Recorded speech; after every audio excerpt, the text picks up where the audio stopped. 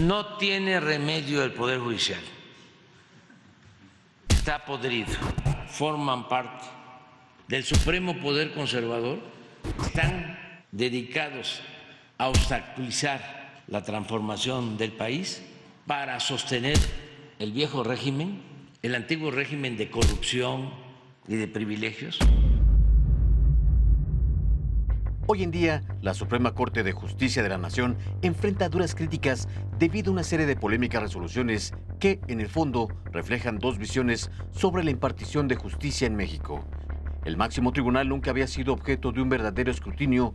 Todos los días desde Palacio Nacional, el presidente Andrés Manuel López Obrador se empeña en exhibir a los ministros. Al mismo tiempo, desde el Poder Legislativo y la sociedad civil, surgen voces que demandan una renovación en el Poder Judicial y advierten que la justicia en México está podrida.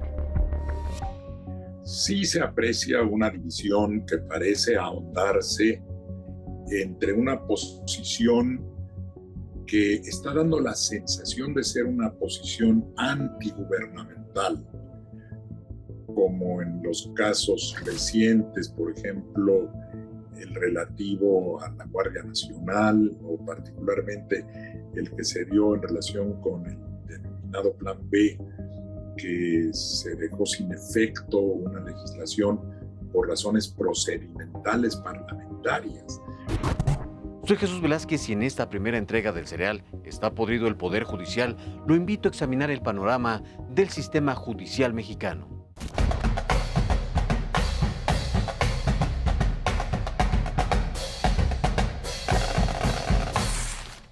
¿Está podrido el Poder Judicial?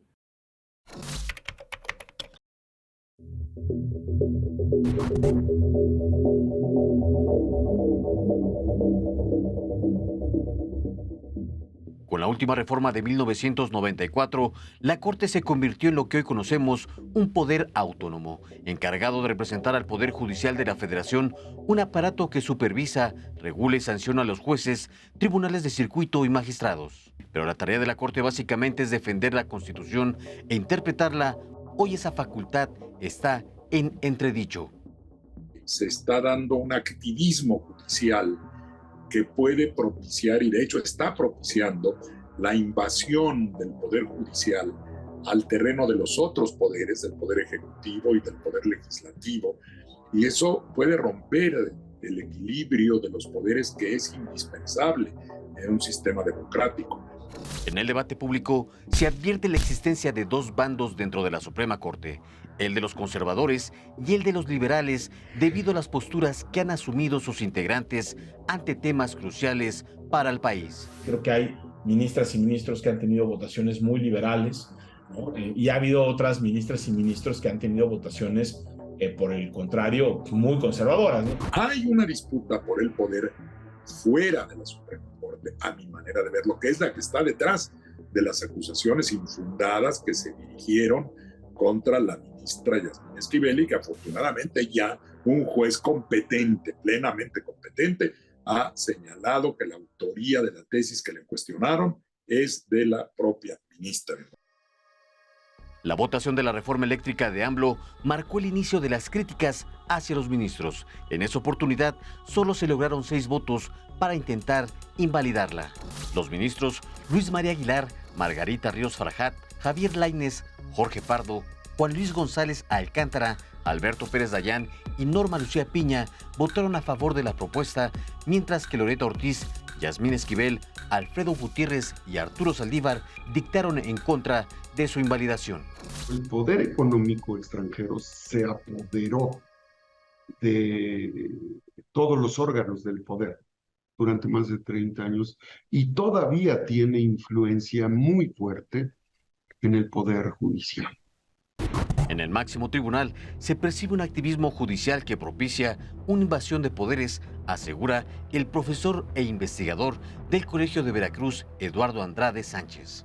Querer modificar la Constitución desde el seno mismo de la Suprema Corte, como se quiso hacer en el caso de la prisión preventiva oficiosa, y eso no le corresponde a un tribunal constitucional que debe controlar el cumplimiento de la Constitución, no modificar la Constitución. Yo estoy seguro, cierto, que puede haber en el interior de sus afectos, posturas, ideologías, pero en el desempeño de su función aspiramos los mexicanos a que prevalezca su visión jurista, su sentido estricto de la aplicación del derecho.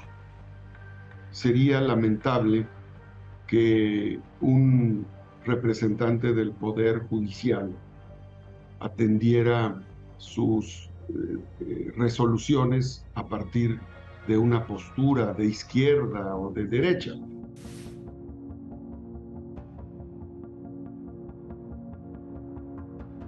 Entre el 2018 y 2019 fue el propio presidente Andrés Manuel López Obrador quien propuso a 4 de las y los ministros que hoy integran el Pleno de la Corte. En 2015, el entonces presidente priista Enrique Peña Nieto propuso a la ministra Norma Lucía Piña Hernández y al ministro Javier Lainez Potisek. Entre 2009 y 2012 fueron propuestos por el mandatario panista Felipe Calderón los ministros Arturo Saldívar Lelo de la Rea, Luis María Aguilar Morales, Jorge Mario Pardo Rebolledo, Alberto Pérez Dayán y Alfredo Gutiérrez Ortiz Mena. Estas designaciones fueron resultado de una terna enviada por el presidente en turno al Senado de la República. El ser nombrado ministro era visto como un regalo o pago desde el poder. Ahí tenemos un problema estructural, ¿no? Y es, tenemos un muy mal sistema de designaciones para la Corte. Este es un sistema que ha beneficiado a todos los presidentes, ¿vale? O sea, benefició a Vicente Fox Quesada, benefició a Calderón, a Peña Nieto y hoy está beneficiando a López Obrador.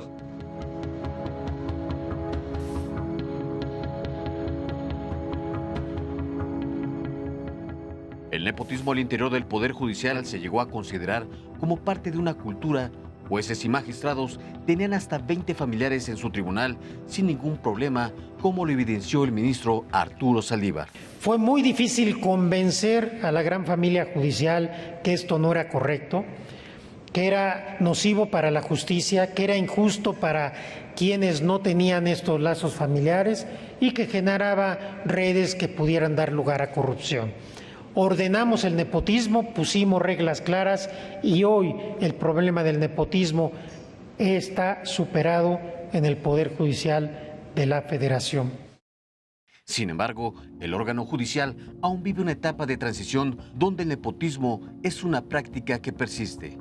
En 2017, Mexicanos contra la Corrupción y la Impunidad documentó que al menos 500 jueces y magistrados de todo el país tenían en ese momento trabajando en tribunales y juzgados a esposas, hijos, papás, sobrinos, tíos, cuñados y hasta suegras, redes clientelares que se extendían hasta 7,000 servidores públicos. El nepotismo aflora brutalmente y yo sé que les molesta que digamos esto, pero es en el poder donde más incidentes de nepotismo se presentan.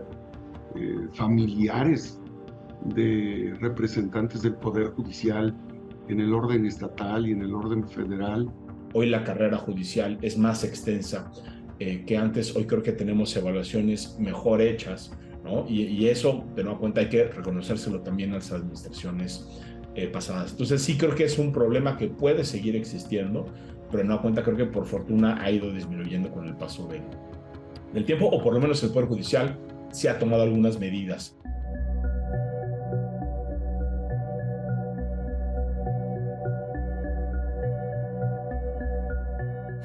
Luego del periodo del ministro Arturo Saldívar, Norma Piña Hernández se convirtió en la primera mujer en la historia de México en presidir la Corte.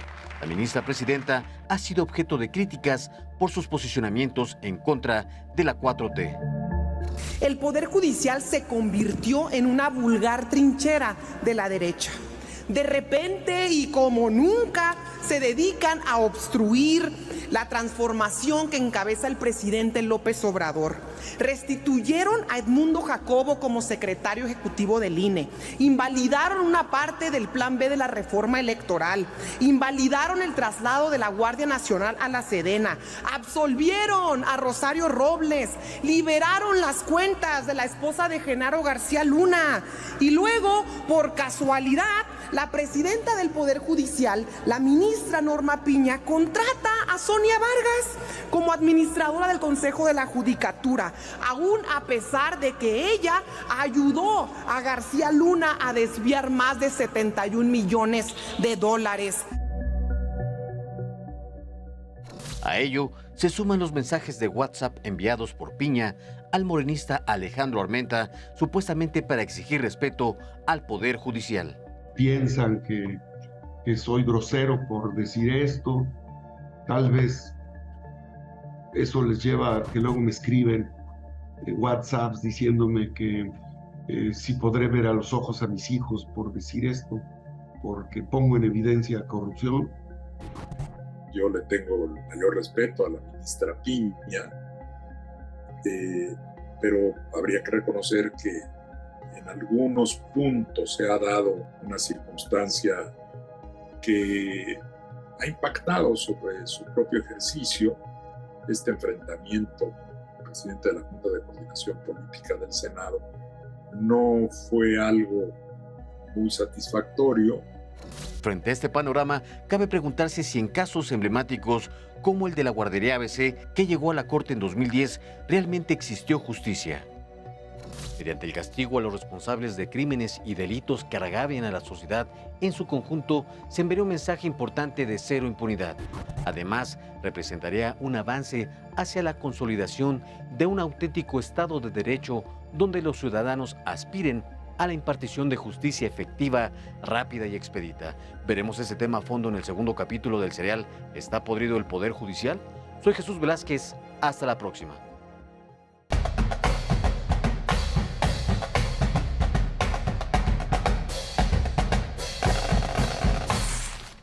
¿Está podrido el Poder Judicial?